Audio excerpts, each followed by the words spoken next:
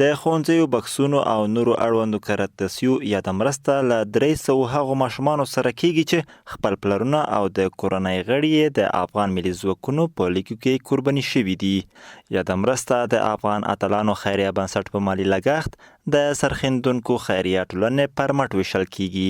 خارجي مؤسساتو، داخلي مؤسساتو، د مرستندوی ټولنه دغه موږ کومکونه وغواړو چې مطلب دغه تیمون چاته میتوز نشي. د اتلانو زمن دي چې مطلب انداسې اتلانو اوسېږي چې سبو ته مطلب په دغه بل چاته دوی محتاج نه وشي. په جوړ شویو مراسمو کې د قرباني شویو وارثینو او معلول شویو سرتیرو هم له خپلو اولادونو سره برخه اخیستې وه. ماشومان له یاد لسنیوي پوره خوښ وو چې د ژوند په یوه زوړ شوي حالت کې یو څوک د همکارۍ لاس ورغځوي، خو د جګړې پر ښکېلو خواوو هم غږ کوي چې روان انساني بحران دې پای ته ورسوي. تره مې په منځنۍ لیوه کې شهید شوی دی.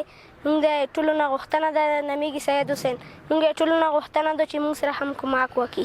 پلار مې دواړه خپلې لاسه یې کړي. موږ دا غوښتنه ده چې جنګ باشي.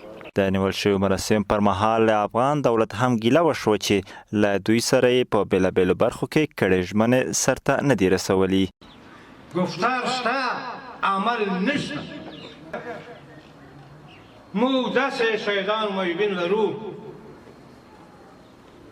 چې بیګا ته یوې خولې مړۍ ته هریون پوتې دې وړالو د خاطر. خو هممهال په یاد ولایت کې ځینې هیلې هم شته.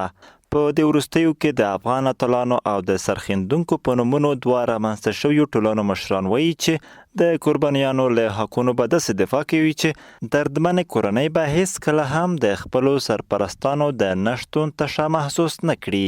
انشاءالله په نږدې راتلونکي کې به د دې بچیان موږ په شخصي ښوونځي کې شامل کړو. د کوم مصرفونه چې دي دا موږ په غوړه ورته وکړو او نن مو خپله د 300 بکسونو کومک د سره وکړلو او یو تعداد د ډاکټرونو سره موږ قراردادونه کړي دي چې کارتونه په دې وویشو په هغه کې به پیس د دې لپاره پرې وي. اوس په ټوله کې د هغو کورنیو لپاره چې د خاورې لپاره یې سرښندنې او قربانۍ ورکړي دي د حقونو د ورکړې غوښتنه کیږي.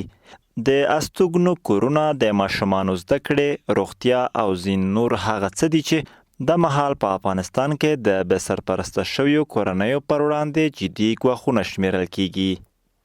سیف الله ظاهر، انعکاس رادیو تلویزیون، خوست.